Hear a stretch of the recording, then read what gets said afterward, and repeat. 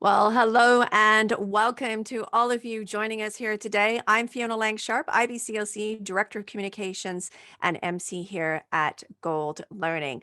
Welcome to all of you joining us here today. Very special guest I'm sitting down with today is Dr. Nathan Riley. He is going to be joining us at our upcoming online conference, Gold Obstetrics. You can join us all there on November 9th. I'll be reminding you of that, of course, at the end of our chat here today and how to get registered, because Nathan is going to be an open access topic, and he is going to be talking about how the principles of palliative medicine can improve your obstetrics practice. Welcome, Nathan. It's great to have you here today. Thank you, Fiona. Happy to be here. Yes, we've been spending a little bit of time here at Gold getting ready for this fabulous conference. And of course, November is just around the corner here. I know many Mhm. people are appreciative of getting towards the end of this year for sure, but we are still busy here at Gold Learning with our Gold Obstetrics Conference, and certainly very appreciative that you're going to be joining us with many other great presenters as well. So I know that everyone will want to get ready to get their registration ready soon. So goldobstetrics.com is the place to be, where you can sign up for the free presentation from Nathan and of course from our other guests as well. So Nathan, let's jump into talking all about you. I promised that we would be getting to know you a little bit better here at Gold here today. And so perhaps you just want to start off by introducing yourself and tell people where you are in the world as our international audience listens in. Yeah, well, it's my pleasure. My name is Nathan Riley. I'm a physician. I did my residency training in obstetrics and gynecology, and then I went to fellowship training for hospice and palliative medicine.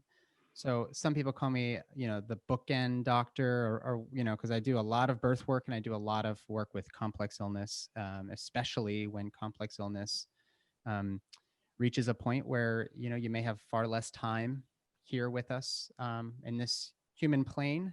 Um, than you'd like. So I have a pretty interesting job. I live in Louisville, Kentucky, and I originally was doing hospital-based obstetrics and some hospice work and inpatient palliative care work, but now I'm actually devoting most of my time to birth advocacy, some postpartum work, as well as home-based and telehealth hospice and palliative care. So that's the nutshell version. The nutshell version. Yeah. Um, Perhaps you also want to tell us what's coming up for you too in the new year, because we were all buzzing with excitement about that. So go ahead and tell us what that's going to be looking like in 2021. So the new project is that I'm turning a corner here and refocusing back on gynecology, and I'm going to be launching a holistic gynecology practice where I take all of that great stuff I learned in residency through all of my years of medical training and combining it with lots of Eastern philosophies and some body work and some work in generational trauma. It's going to be a fully holistic gynecology practice, most of which can be done remotely. But I will likely also set up something locally here for people who want to come by and do some in-person work as well. So I'm super excited about that.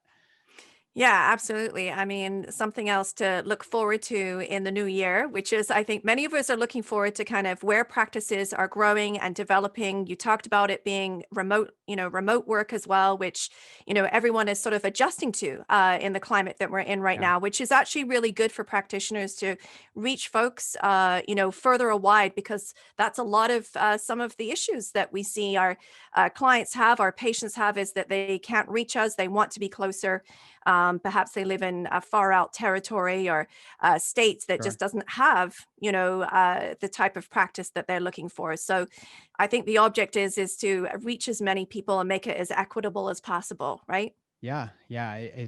When we go into whether it's midwifery, we become doulas, we become doctors. You don't ever go in thinking, well, there's going to be certain people that I want to take care of, and I better choose. Sort of like forcing an 18-year-old to pick their major, right? Like you want to Right. do everything. And so to come out of your medical training and realize that not everybody has access Hmm. to comprehensive, very compassionate care, whether it's at the end of life or at the very beginning of life with birth. Hmm. That's very discouraging. So interestingly, maybe the one little silver lining of this whole COVID thing is that it's actually kind of demonstrated that we can do a lot remotely. And Right. when relationship building and compassion is really at the forefront, and that's really our intention, you can do quite a bit. And so maybe that will be the silver lining of 2020 as a whole. Yeah, that's right. We gotta look for those positive things for Sure. sure, for sure. Okay, so I'm gonna ask you a few questions about your topic. I am so curious to hear really how it started for you when you went from focusing on predominantly gynecological and birth obstetrics, that you started thinking about doing this palliative care. Was there a point in your career, or something happened, or tell us about it? I want to know. So I've told this story on several podcasts that I've been interviewed on, probably even my own podcast. When my dad got sick in medical school, Hmm. there was a time when he was introduced to the palliative care team at UPMC, and they did this phenomenal job of getting this big, tough, rugged guy to talk about his feelings and to open up about what ailed Mm. him. And he had multiple myeloma. We weren't going to fix it, but to get him to understand, that there's more to this conversation than just fixing the problem. Let's Mhm. talk about what the end of life might look like.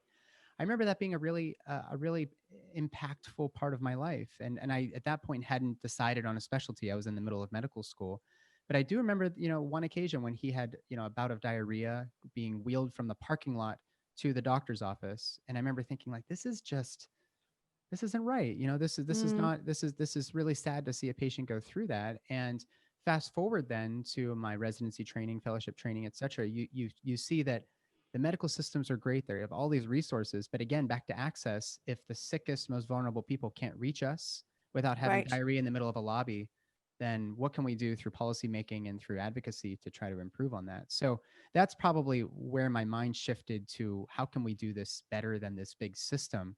But I Mhm. I think specifically within palliative care, I realized through my dad's experience of being opened up by some careful, compassionate conversations, Mhm. with a multidisciplinary team, it occurred to me, why can't we do this in obstetrics and gynecology? And so when I was in residency, I always was sort of scolded for getting to know a person's family history and past traumas, and talking to them about, maybe they had some sort of, they were a victim of sexual violence, or Mhm.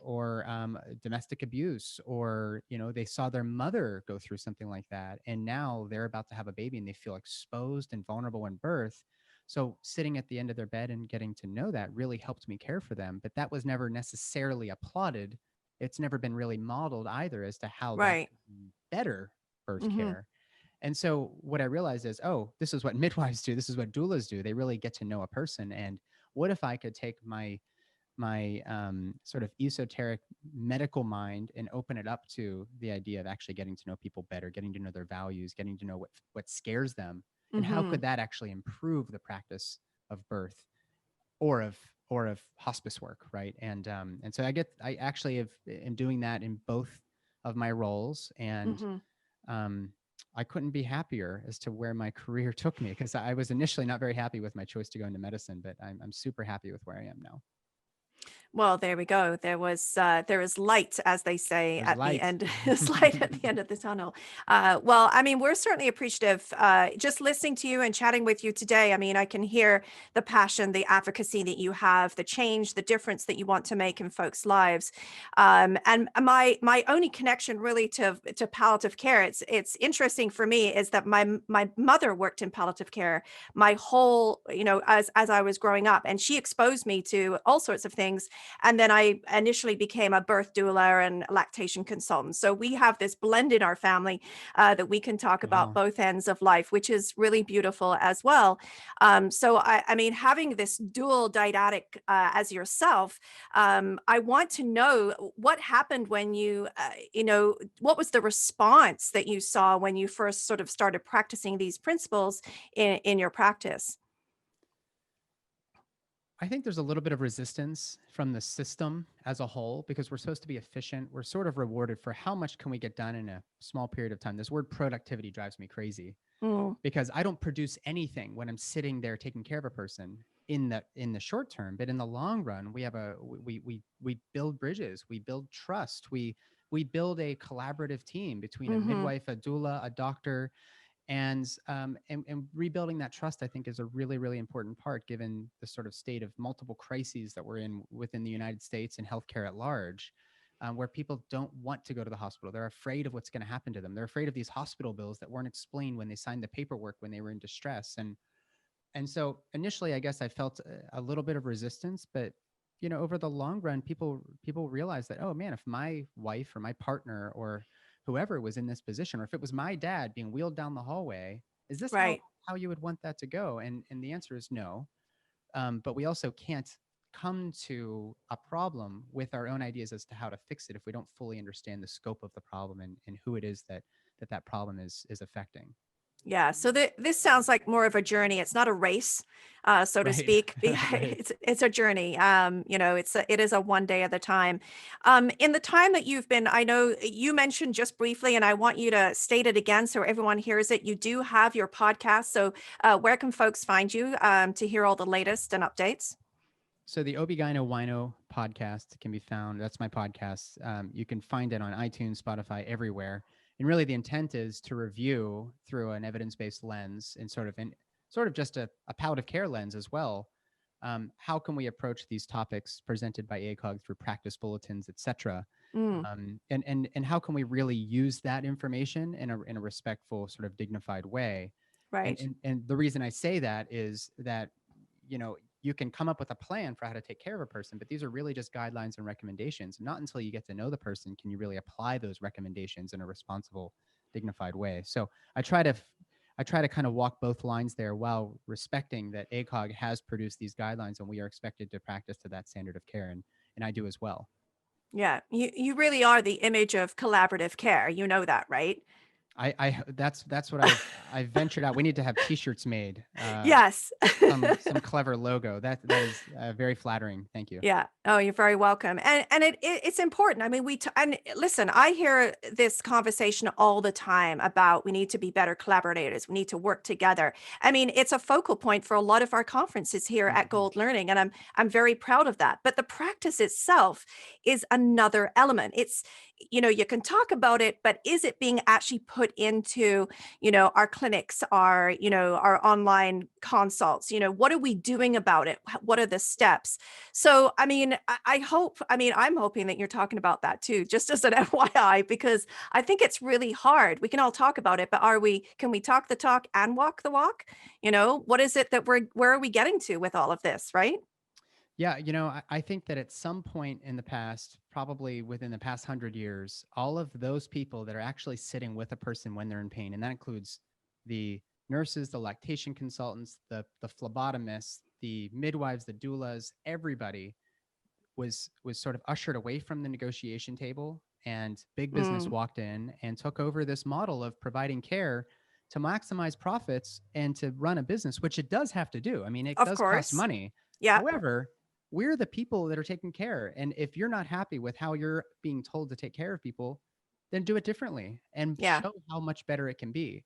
And once we all start adopting that, it's not like the system has to change overnight, but it's going to naturally go that direction when patients and all of their family members and advocates start asking for it. But it has Yeah. to be modeled for them. We can't just say, this is what you get. You walked into Right. the hospital, this is what you get. And that's what we've Yeah. been saying for years. It's kind of time to put an end to that, in my opinion. Yeah, absolutely. So you don't Yeah. have to go out and quit your job today, FYI. No one Right. has to do that. But modeling behavior becomes something that's just so important. And likes like. I mean, that's just what it is. I mean, you gravitate towards those positive things. Generally, we're all humans, and we need that in our lives. So yeah, Yeah. that's going to be really great to see as we're going on a journey here. This is what's going to happen. I'm sure of it. Yeah. Uh, Good. let, let's talk briefly a little bit about expectations when it comes to your presentation. We do want to talk about our Gold Obstetrics Conference. Just a quick reminder for everyone, November 9th. Please put that on your calendar right now. You certainly don't want to miss out on the opportunity to sit down with Dr. Nathan Riley on this day. He is going to be live, and he will also have an opportunity to answer all of your burning questions as well about this topic, and of course, anything else that you would like. So the topic that you're going to be speaking on is how the principles of palliative medicine can improve your obstetrics practice. So just wrap it up for us briefly here, Nathan, and tell us what should we expect from this presentation? Well, we're going to talk about what palliative care practitioners do. We're going to talk about symptom management. So that's your ticket to being a customer service agent for all the things that make your patients miserable. We're going to talk about birth planning, Hmm. a more responsible birth planning conception through a palliative care lens, which goes back to eliciting a person's values and really what they're afraid of, Hmm. and working with them from there. We're going to talk about how to hold space when really bad things happen. It happens rarely, but when it does, we need to be prepared to do that. And then lastly, we're going to talk a little bit about how birth and death work kind of coincide. And then we're going to learn some basic conversation skills as to how to kind of navigate these sort of unclear waters sometimes in the practice of birth keeping. All right. Well, thank you so much. And thank you for sitting down and joining me here today. It's been a My delight. pleasure. Yeah, chatting with you, and I can't wait for more conversation. And thank you to all of our delegates, of course, of tuning in right away. You can, of course, pop any questions or comments just down below. We'll look forward to reading them online and connecting with you, of course, through our Gold Obstetrics Online Conference. You can find us at goldobstetrics.com. And of course, sign up for this very important information on November 9th from Dr. Nathan Riley. Thank you once again to Dr. Nathan Riley and to all of you, our listening audience. Bye bye for now.